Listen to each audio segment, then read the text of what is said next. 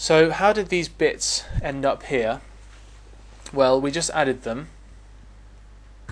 We added them by clicking on the cog and we clicked add content. So you can add any content you like to any of these templates. For example, you can add menus, you can add views, you can add mini panels, which I'll go into later on. Anything which you'd normally find in the site can be added to these. So how did I have this layout like it was? Normally this would just be one column, but I've got these two at the top in their own long column. Then I've got a smaller column down here on the right and a larger column here on the left. So this is basically done in the layout section. If I click on layout, you get to choose which layout you want to use for this template. So for example, if you want a one column, you can have a single column. Two columns, you can have two columns, just plain old two columns. You can have two columns stacked, so you have a tall column at the top and the bottom. And I've also added in here two layouts which I made myself. So then you have three column layouts. You can use any of these type of layouts, and miscellaneous, which usually is the place to store extra layouts, for example layouts that come with your theme. There's also the builders. Now the builders theme, the builders layout, you can use to create your own layouts. You can drag and create columns and rows and drag different percentages of widths so that you can create exactly your own layout. But the thing to be careful of with this is that it's called builders because it's meant for when you construct your site only. When your site's getting a lot more traffic, it's likely to eat up the resources if you have the builders on, because it has to work a lot harder. So if you have a website with lots of builders themes, it's worth hard coding them into themes so that you end up with something like this to choose from. So let's have another look at some of these pages. If I click on home page and I click on content, I can see how my home page is laid out. I can see that we've got the photo, the title, the body text and the sidebar. Title, body text and the sidebar.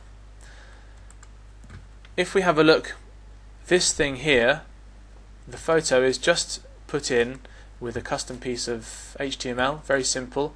You click new custom content and you just put your HTML in there.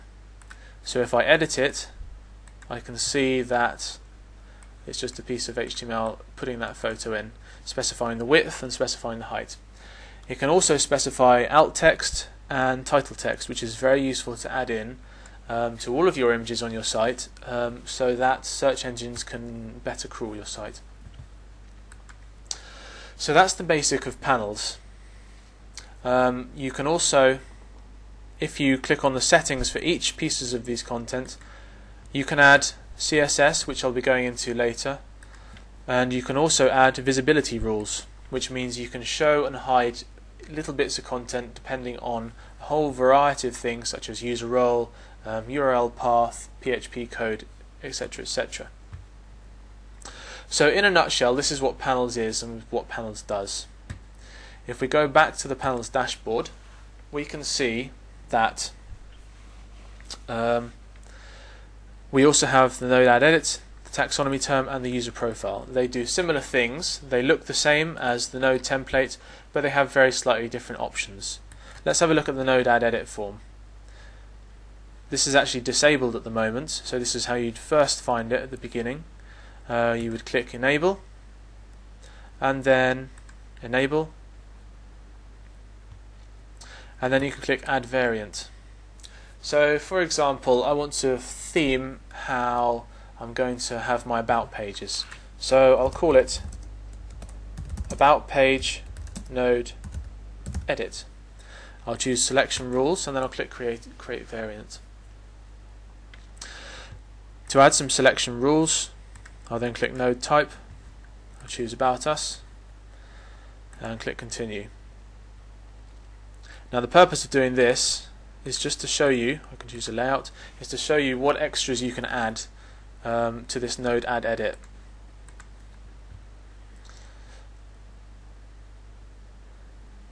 So you now have your first column here, the middle column.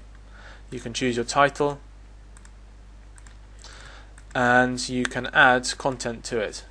So for example, I can add a mini panel, I can add a view, I can add a new custom content, which is just a block of, it can be a block of HTML or a block of text.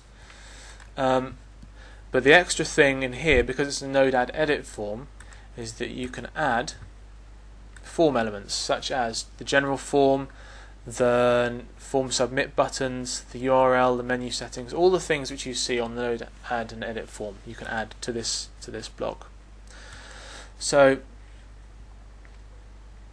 if we go back to the panels dashboard, that's sort of what panels does in a nutshell. It enables you to template out your site in different ways, so you can have different parts of the site looking, or different pages looking different ways. It's pretty quick to do this, and it works very well. So the next part to look at is mini panels. Now we see the mini panels down here.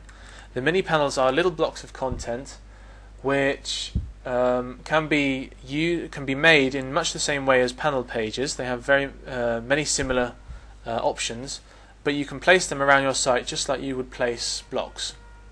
So for example, on this top header I have the Sid Valley logo, and I have the call for your free quotation and the phone number.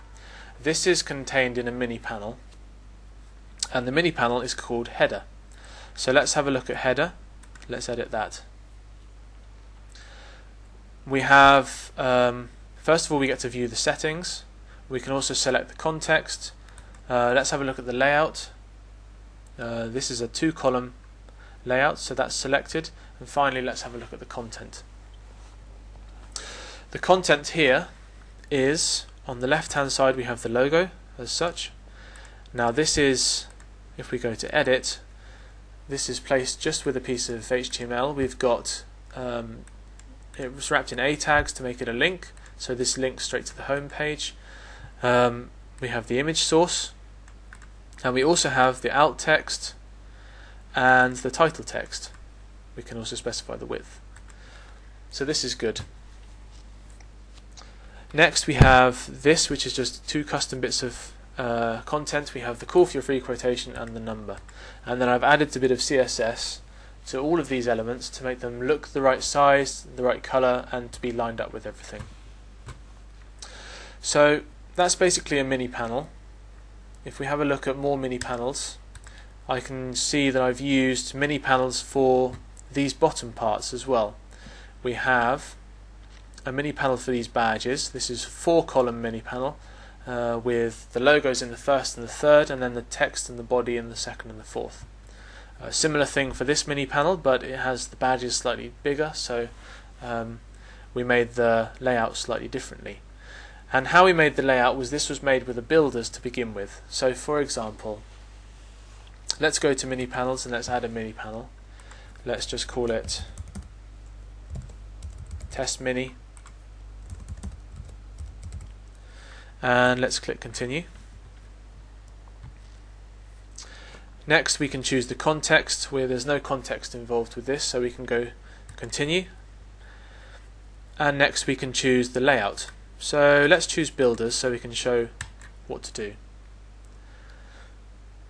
For example, this now is just one box. I'm going to turn the title off, no title. It's just one box, and so I want to make it a little bit more interesting. I want to put content in different areas, so I click show layout designer. This drill down now shows you the different layers of the mini panel, and so what you want to do is click column and add row to the bottom, for example, and click save. Now if we just click hide layout designer again, we haven't got anything because we haven't created any regions. In this bottom row, add region, region title bottom, for example. So now when we click hide, we see we've got 2, center and bottom. So now we can add, in this row, add region to the left, for example, call it left, and add a region to the right, for example, right. We can then drag these around so that we can make the layout look exactly as we want it to make. If we click Hide Layout Designer, then we see we've got a small column here, a larger column here, and a slightly smaller there with one on the bottom. And so then we can add our content. We can add, for example, this is the left.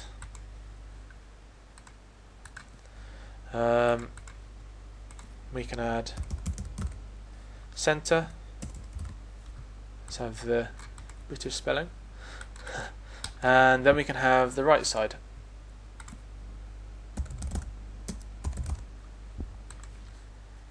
Then maybe we could add a little bit of text in the bottom.